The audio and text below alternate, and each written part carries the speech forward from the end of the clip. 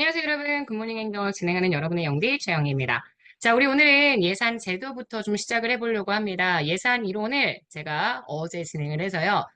수업은 이제 조금 수업하고 저희 복습 스터디의 이 순서가 좀 달라졌는데, 어쨌든 예산 제도에 대한 내용들을 좀 진행을 하려고 합니다.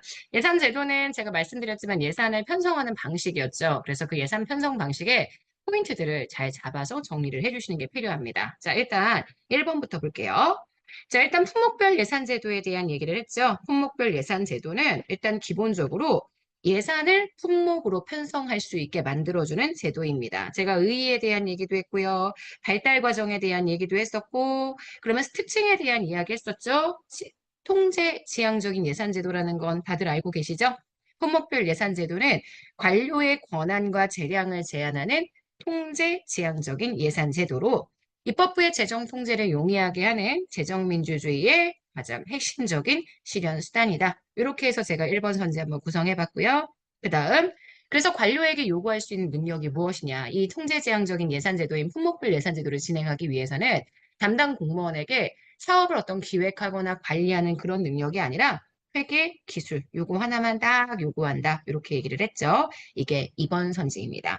그래서 장점과 단점, 일단 장점에서 제일 중요한 게 책임 확보와 통제의 용이 재정 민주주의 구현이 가능하다는 점이지만 단점이 사업의 내용을 파악하기도 힘들고 성과를 보기도 힘들고 신축성을 부여하기도 힘들다. 다 수업 시간에 설명을 드렸던 내용입니다.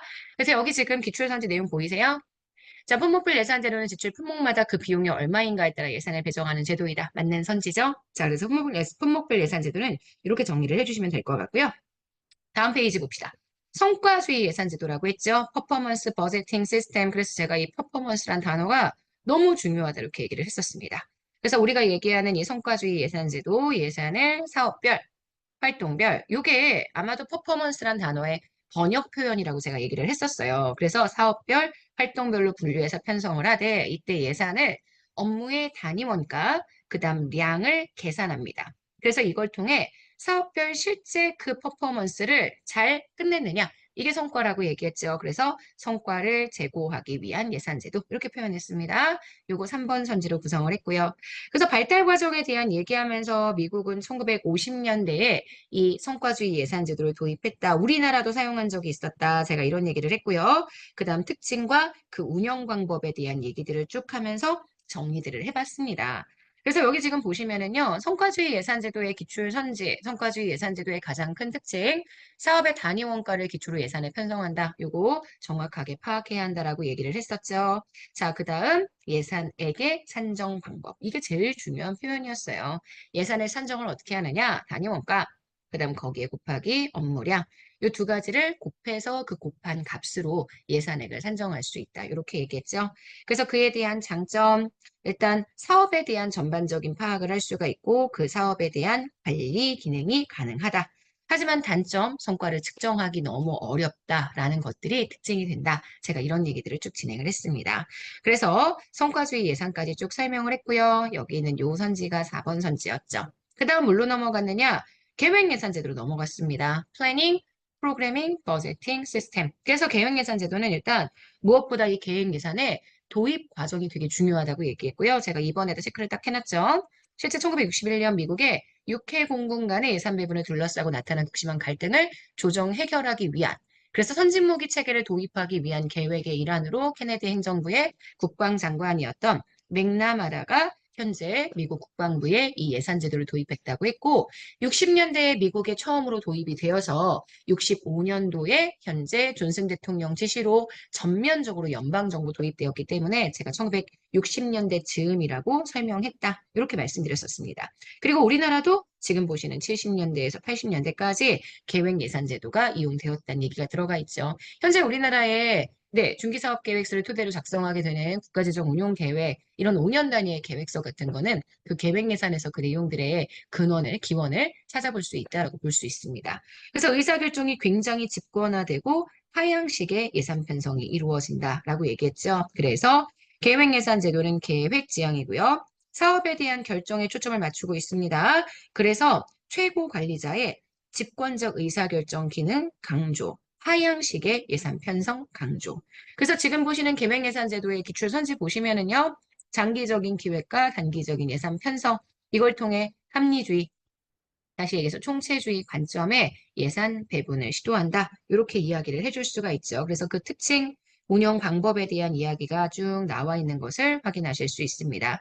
그래서 여기 있는 요 세 가지, 플래닝, 프로그래밍, 버제팅, 세 개로 연결되는 계획예산 제도의 수립 과정 잘 보셔야 하고, 계획예산이 합리주의 기법을 쓰다 보니 체제 분석의 기법, 비용 편익 분석 이런 것들을 사용한다고 얘기를 했죠. 이 체제 분석은 GBB는 쓰지 않습니다. 연기준 예산은 쓰지 않고요. 계획 예산만 가지고 있는 특징이고요.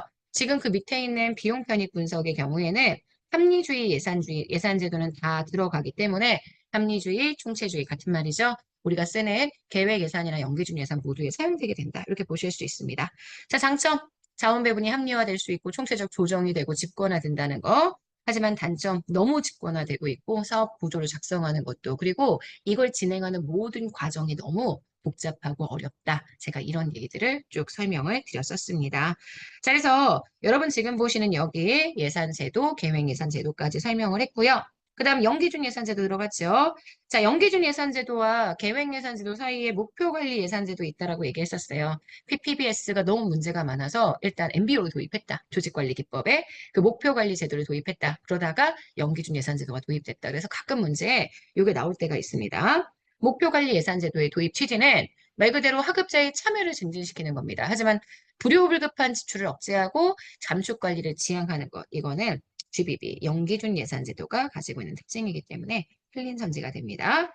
그러면 연기준 예산제도에 대한 내용들을 한번 설명을 해보도록 하겠습니다. 연기준 예산제도는 예산 기능 중에 감축이나 평가에 대한 기능들을 강조했다고 얘기를 했죠. 그래서 지금 보시는 여기 선지로 구성을 해봤어요.